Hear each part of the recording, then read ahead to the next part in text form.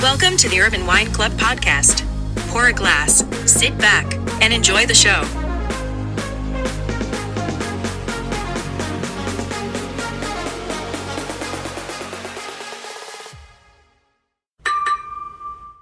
Hello, everyone, and welcome to another great episode at the Urban Wine Club. I'm your host, Foti, and with me is Ari. And once again, we have another great special guest with us. Joining us is Patrick Walsh from Provence Wine Imports. And Patrick, welcome to the program. Hello, everyone. Thank you very much for having me on the podcast. Patrick, I have to say, I love your accent. What you told me you were originally from Weymouth? No, so I'm from. I was born in Boston, actually. I'm from Boston, and my family is really half and half. So my father is American from Boston, and my mother is from France. And I grew up most of my life. I grew up in Aix-en-Provence, so south of France, southeast of France, in Provence. So that's why, the accent, because I spent most of my life over there. But I was still, visiting back and forth my father. But I came here now 5 years ago. Oh, cool. So you basically have the best of both worlds. You have the Boston roots and the Boston attitude with a French accent, which is the coolest thing I could think of. Yeah, exactly. How was the transition from France to here? Sorry? How was your transition from living in France and growing up in France to coming back here? It's very. I like both countries. I like both parts, and it's very interesting actually to have the two culture because it's very different in some ways, and I think it's very complementary. So you can really have the two of them, and I think it's really. I like to spend time here, and I like to spend time in France. It's two different spirits, but I enjoy both of them, and it's in France it's really about enjoying life together with people, and that's why actually the wine is a big part in France, I think, because wine is really about sharing with people some time, and that's I think the main idea that I would have. It's funny because I believe that's, and correct me if I'm wrong, but I believe that that's a universal thing for Europe, because I have many friends who are, they come here from Greece and they're like, oh, America's great and it's fun, but it's like, the lifestyle in Greece is really for us, and almost all of them want to go back to Greece, although they appreciate America and what they experience here. The lifestyle is just a little bit different in Greece and in Europe, I believe. Yeah, the social aspect is more interactive in the European culture. Yeah, but I really enjoy both parts of my culture, because there are some good and bad things in the French spirit too. Work is not the first thing that come in mind, for French people. I would say it shouldn't. I truly believe it should not be the first thing on your mind. No, but for French people, it would be like far from the first one, So, but I mean that's so. In terms of work, I mean French are not the most efficient, people, I would say, but so that's why I enjoy, working here, and I enjoy living here, but.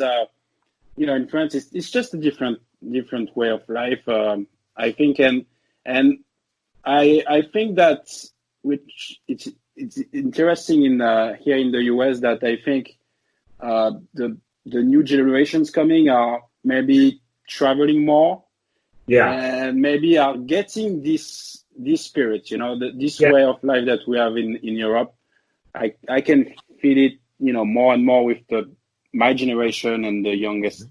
I completely agree with you. I believe that as well. So, Patrick, tell us a little bit more about the fact that what even made you want to get into the wine business to start off with, let alone, you're focusing on a very niche category in today's wine world. But what was the driving factor for you to get involved? So I started my company 4 years ago now, and just to let you know about the history of everything, I did all my studies in France. I did my studies in a business school, in an entrepreneur school. Yep. And when I came here, I was always, so wine was always part of my, life as a good French guy. Of course. So, we always, with my family, when we had the Sunday meal, Sunday lunch meal, even when I was very young, I always had my little drop of wine, to taste the wine of the table. So it was always part of my life, and it was always very interesting to me, and I was always passionate about it. So I learned a lot in France. I did some sommelier courses in France while I was doing my business school, and then when I came in the US for family reasons 5 years ago, and then I had an opportunity to work in a French restaurant in Boston as a sommelier. Oh, nice. And at the time, I didn't really know, what was on the market here in the US. So I learned that in this restaurant, what was really available on the market, and to build a wine list, in a French restaurant in the US. And so I found that, in terms of French wines and from other countries, I think we have, some very good references, some very good wines. Definitely. But the only thing was on, my part, my region in France, in Provence, I didn't really think that the wines that were at the time on the market were really, how can I say? Good representation. Good representation of that, way of living that I was telling earlier. So not really the product that we had over there, definitely. And so I wanted to start at the beginning to bring the wines that I used to have, with my friends during all my youth. And I had some, good products. I knew some wine producers in Provence as well. So I started to do that 4 years ago now. And so I did a small portfolio of wines from Provence, so mostly Rosé, of course. Yes. And that's how I started. So you saw basically an opportunity while working in the restaurant scene here in Boston, where there was a void for good Rosé, particularly from France, and that's very clever because you said you started your importing company about 4 years ago, right? Yes. And I think that Rosé, the category started to kind of explode just about 5, maybe 7 years ago, where this mystique about what rosé is started to continue to grow, and we started to see more and more representations of rosés coming from all over the world. And for a good part, French rosés were basically a leading category. And it's interesting that you focus just mainly, from what I've seen, in very well made rosés. And for our listening audience, and I'm sure a lot of folks who are listening had either had rosés before, have never had rosés before, or just not sure what rosé is. And there's this misconception that, or stigma, I should say, in the U.S. market still, that rosés for most consumers seem to be sweet selections when they're actually dry, right? Yes. Rosés are dry wines, and it's not until folks actually get a taste of it before they kind of change their opinion, and that happens a lot at the restaurant level. And Yes. Now that we're living in very challenging times, and for those folks that are still curious and wondering, it's programs like ours that allows us to kind of relay that information to the listening audience and let them get educated on what's going on in the wine world. But rosés are still growing, and I think it's very commendable about what you're doing is you're focusing on high quality and value driven rosés from Provence. And Yes. tell us a little bit more about the actual selections. You did say that you work closely with some very great winemakers in Provence. I'm sure you have access to many more, but obviously you need to make a decision on what makes more sense and what you should bring to the U.S. market. But what are some of the selections or styles that you can let our listening audience know of what Provence Wine Imports brings to the market? Yes, so I am on that part because I have half of my family in France. I am very lucky to be able to spend some time in Provence and a lot of time and really hit the road and go see the different wine producers, different taste a lot of wines. Just to remind about the wines, the rosé from Provence, they are typically rosé from Provence. They are the rosé that you're gonna see with a clear color, very salmon clear color, and on the taste they are crispy rosé, very light, dry, with a nice acidity, nice balance, nice acidity at the end. So it's very refreshing rosé. And when I started, I thought that in France the rosé has always been here. So it's a all year long wine, but really in the summer it's everybody, all friends, when you are doing a gathering with friends, everybody has their bottle of rosé, and that's what we drink. And that's where the term rosé all day comes from, right? Yes. And yes, you just made an interesting point. So in Provence, and I'm sure in most parts of France and in the European wine cultures, rosé is consumed pretty much all year round. And something funny in the U.S. is that rosés are only here for a limited amount of time every year. And I'm sure there's a lot of contributing factors why that is. Is there something you could say that originated that, or is it just something that kind of was organic and just happened? Well, I think, and Patrick, you can add to what I'm just about to say, is that a couple of driving factors is that one is the allocation of rosé production is very, very small in a lot of wineries. And I think that based on what is being shipped over, we start to see the arrivals of the new vintage of rosés coming around the late March, early April. And then by the fall, maybe by Thanksgiving, it's like then we see the end of the inventory of rosés, and then we have to wait for the spring again for the next vintage, right? So I think one part could be the allocation or the small production levels of rosés, and then Patrick, I mean, you're drinking rosé all day in France, but in the U.S., we're starting to see more rosés available all year. Slowly, but your thoughts on the limited amount of rosés that we have access to all year? Yes, so I think you're right about the fact that it's really about the quantities that are imported by the different importers in the US, because there are not many rosés that are made in the American soil, so there are most of we have some very interesting wines, not only in Provence but on the rosé world. The rosé is actually a very interesting wine because you have a huge panel of different tastes. You can have a lot of different tastes in rosé. It depends by from where it's from, and it depends the grape, the blend.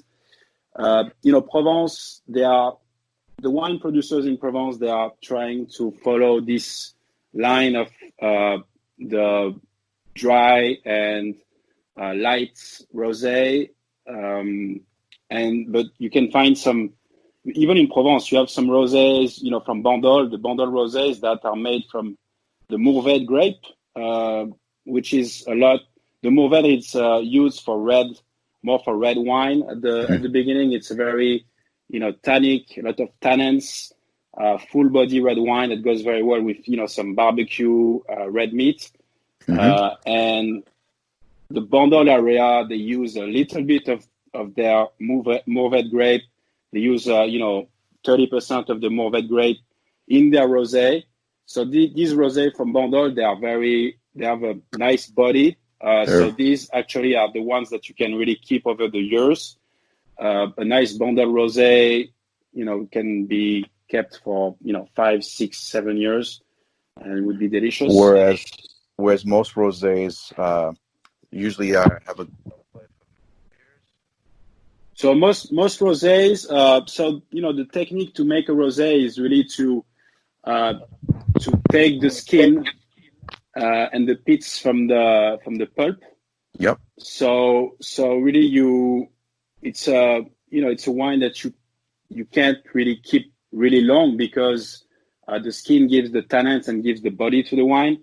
So a rosé in Provence would be good for 2 years. Right. But then you're gonna switch on more on like a full body rosé like the Bandol one that you can keep for for a long time. So basically, rosés, what we want to say to our listening audience is, they need to be consumed, fast. Not wines that you want to typically sit on and age. Just like most white wines, the fresher they are, the better they taste. So for the American audience, it's about when the availability is here, and consumption has to be relatively quick. Is that true? Yeah, exactly. Yeah, and I think it's really the consumers that are driving the importers because when the consumption will change and when people will more drink this type of wine, the rosé, as we do in France, all year long, maybe the importers will allow more space for the rosé in their portfolio, and then it's gonna change like that slowly, I think. Yeah, definitely. I think consumer trends are changing, or consumer behaviors are changing constantly year to year. Yeah. Well, listen, we spoke about why it's kind of seasonal here, but there's also another stigma, and this stigma is that rosé is basically like for women. I love rosé, and my wife makes fun of me, and personally, I think that's racist on her part. And I want that stigma to end. Like, why do I feel that it's like women that are driving rosé? Why isn't it everybody? Because I love rosé. I'll drink rosé all the time. Well, you need to change that stigma. Maybe you need to be the new spokesperson for rosé. So maybe it's I don't have any answers about it. Maybe it's about the about the color, or I don't know, but I would think so. I'm not gonna lie. I've been around, in social settings where some folks, some men, have been hesitant to hold a glass of pink wine. I'm sorry. Okay, I'm going to make a statement right now. But men that refuse to hold a glass of pink wine, they're just insecure about their masculinity. I will walk through the streets with rosé, and I don't care because I'm comfortable. That means that you feel comfortable with it. Yes, exactly. But that's changing. It's I see that in more and more restaurants. I'm seeing at the bars, more males, actually sipping on rosé. I mean, it's becoming more customary. So culturally, we're changing here as well. I mean, we're following suit of the European wine culture as time is going on, and we're accepting things, we're adjusting. I think that's great. The stigmas of what you just mentioned, Ari, are slowly going away. We're becoming more adventurous drinkers. It's becoming more exciting. So I think it's fitting. If you're out there and you refuse to have rosé because of the color, like, geez. So does that mean that you're okay with drinking cosmopolitans? I love cosmopolitans. The fruitier the drink, the better for me. And again, my wife is the opposite. Like she wants like scotch and like whiskey and like we're opposite. But that's why I'm here to break these stigmas. Got it. Yeah, and rosé, it's another type of wine. You have the white, the red, and the rosé, and the taste is different, And in the rosé itself, you can have so many different tastes that everybody can find, their own rosé that they like. You have some rosés from Pinot Noir, you have some rosés, Grenache Syrah in Provence, but you have a lot of different tastes. So it's just like reds and whites. Right. Well, Patrick, that's exactly why it upsets me that like men would like decline to try it and to find their favorite rosé just based on something as silly as like the color of the wine. Like, get over it. Rosé is awesome. Take it from me, Foti. You had a rosé party, and you could vouch for me that I love rosé. Ever since that changed your life. But yes. And then Patrick, another thing, we're excited that you're bringing the wines to this market, and now we have this great opportunity where we're going to be working with your portfolio, and we're very excited that we're going to be able to feature your rosés on our Urban Wine Club platform for all of our listening audience that actually can try these amazing wines, right? Yeah. So I think that's amazing. We can. I think the ability to try the wines and maybe as you said, maybe to have a webinar and talk about the wines and have some gathering together and even with these times have some wine together. That's the whole point. We're definitely, for our listening audiences, keep following us, and we're going to be launching some dates for some of our upcoming webinars where Patrick will be one of our special guests, where we'll be doing a rosé virtual tasting. So just keep tuned to get the information on that. The webinar is going to be interactive. They're going to be able to speak with us, speak with you, learn. They're going to be able to interact. It's exactly like they would be in a room tasting the wine. Just they can't they can't reach out and touch you. That's the only difference. But everything else is going to be exactly the same, and we're going to make it happen. And we look forward to it. Definitely. And Patrick, tell us a little bit, if you can, now that we're going through these challenging times in life, have you seen any changes in your business as far as what's happening with consumers? Just anything you can share with us on how this has changed with what you're doing, and are you implementing anything different and creative as well? Yeah, so I think as you said, we are going through some challenging times, but the most important is just to adapt ourselves, to what's happening right now. I see some changes, and because most of the changing is because the restaurants are not able to open and to have people in their dining rooms. Yeah. But at the same time, I have some clients in the retail that own wine shops, and they are seeing the business growing, and that's pretty interesting that they are very excited to bring some new product too, and I really enjoyed the past weeks developing that with some retailers. So my business was, at the beginning, I was more on the hotels and restaurants. So 70% of my clients were hotels and restaurants. So it was very challenging for me at the beginning.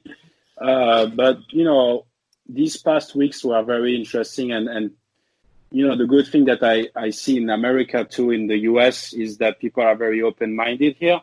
Yes. So they are always looking for new products. So actually, I've been able to have a lot of new clients during the past weeks. So that's been very good on the American side of my business.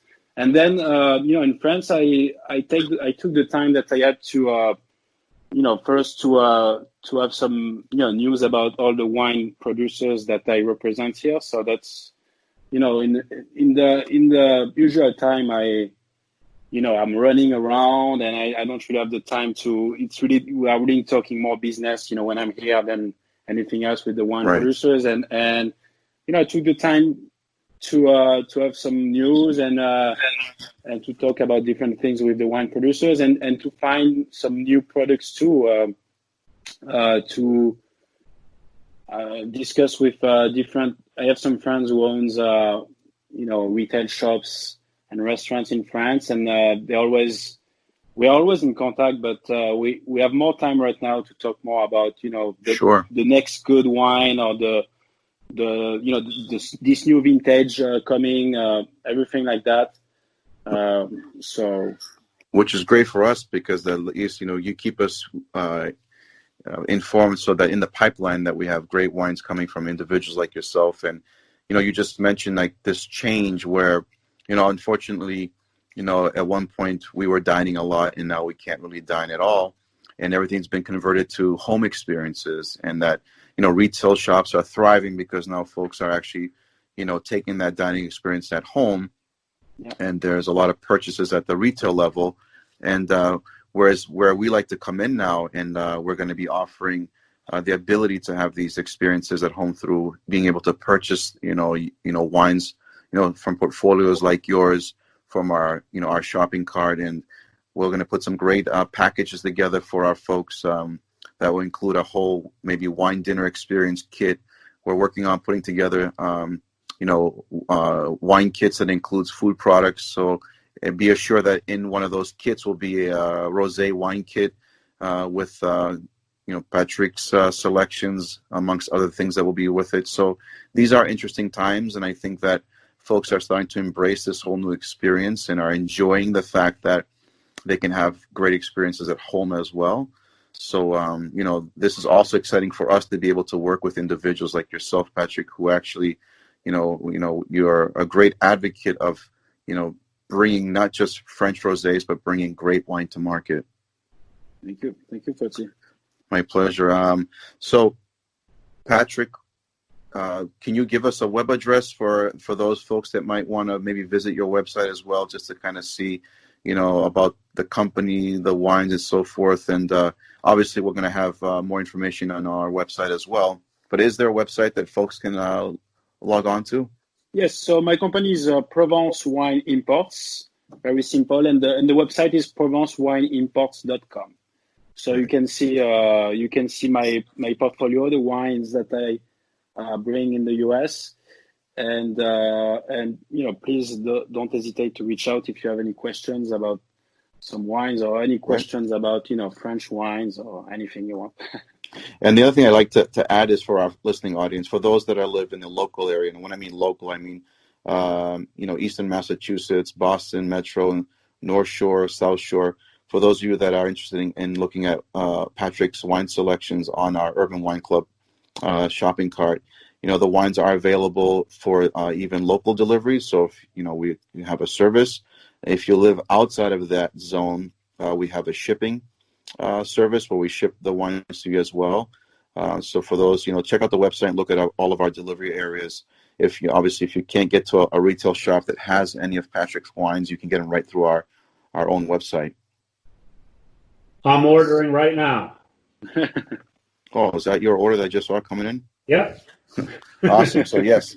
So definitely visit our site, visit Patrick's site, Provence Wine Imports. I just want to thank you, Patrick, for taking the time. I know it's busy time for you as well, and it's been a pleasure. And we're going to have you back on our podcast for some of our future upcoming summits. Stay tuned for the webinar. Yes, and the webinar is coming soon. Thank you very much, Foti and Ari, for the time. I really enjoyed it, and yes, I'm looking forward for the webinars. Excellent. So as you say, au revoir. Au revoir.